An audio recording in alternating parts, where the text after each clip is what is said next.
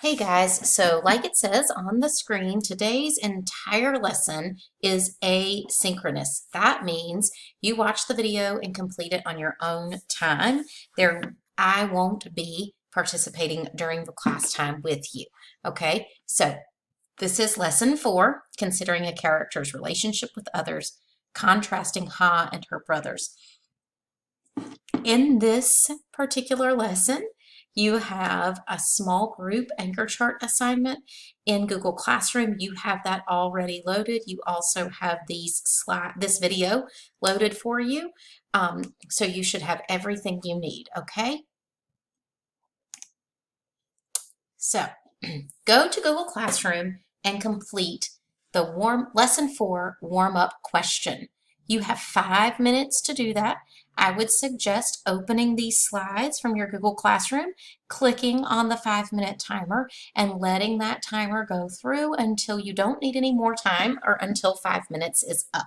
Okay, so I'm going to suggest to you several times starting a timer during this time, so please make sure that you do that.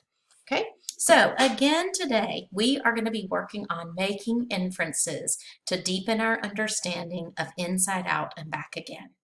We're going to work on citing evidence from the novel to explain how incidents reveal aspects of Ha's character. And specifically, we're going to look at the poem, The Papaya Tree, and think about how specific word choices create tone and help reveal meaning. Okay, so today we have tone, meaning, and word choice. If any of those are words that you don't understand, pause and look them up, okay? All right, so if you need to, before you move on for close reading, you can review the close reading video that I posted. Again, it's on the ELA site in ELA Skills videos, linked in ELA Skills videos. Okay, so we're going to reread The Papaya Tree.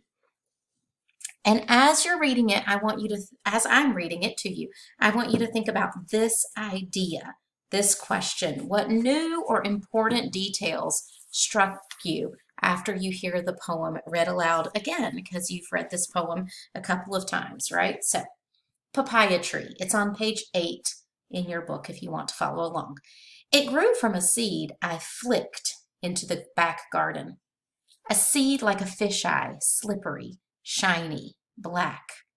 The tree has grown twice as tall as I stand on tippy toes. Brother Coy spotted the first white blossom. 4 years older, he can see higher. Brother Vu later found a baby papaya the size of a fist clinging to the trunk. At 18, he can see that much higher. Brother Quang is the oldest, 21, and studying engineering. Who knows what he'll notice before me? I vow to rise first every morning, to stare at the dew on the green fruit shaped like a light bulb. I will be the first to witness its ripening. Okay, so I want you to think for a minute. What new details struck you, or what did you think was important? As I was rereading this for this lesson, I thought about flicking it into the back garden and how that seems like such a non-committal kind of activity. And then all of her concern about being the first. And it made me think back to that very first poem when she wanted to be the first to touch her toe.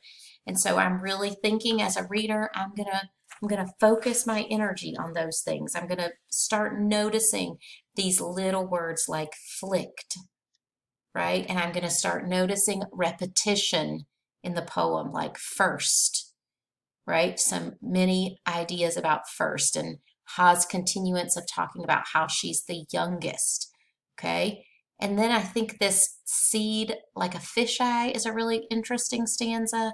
I might think about that in terms of tone, okay? So why do you think the author might have chosen this particular tree to focus on? I want you to stop. I want you to stop the video, and I want you to think about that, and I want you to come up with an answer that you can write down in your workbook or write down on a piece of paper or stick in a Post-it note to your text. Okay, so now you're going to have some work time. You have 4, it's really 5 text-dependent questions because there's a 1 and a 1A. 5 text-dependent questions. okay? That should take you no more than 15 minutes to complete. And these text-dependent questions should be answered as completely as possible using evidence from the text, and they are on page 6 in your workbook. They are on page 6 in your workbook. So you should open your workbook and answer these questions on page 6 while you set the timer for 15 minutes and give yourselves plenty of time to complete that.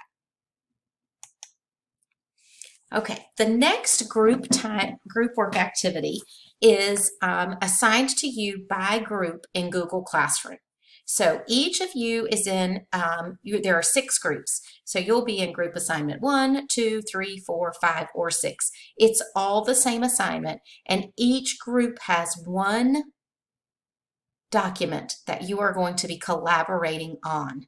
You have one document you're going to be collaborating on together. The chart looks kind of like this. It's a little fancier in the Google Doc, but it looks like this, and each of you needs to add at least 2 pieces of evidence to this who is Ha anchor chart, this idea of who is this character of Ha.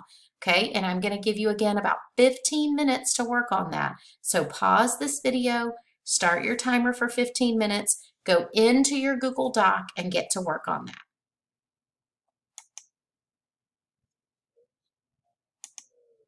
Okay, so most importantly for our coming time together is that Tuesday, our next lesson on Tuesday, is the mid-unit assessment on analyzing Ha's character. So I don't want you to be ill-prepared for that.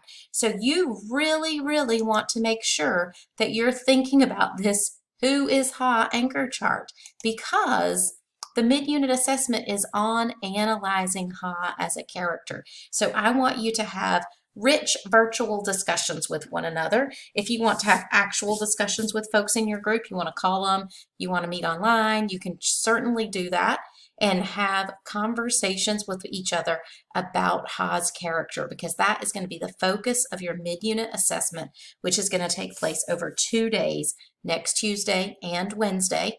Remember that there is no class on Monday because it's Labor Day. I hope you guys have a great weekend, and I look forward to seeing you back in class.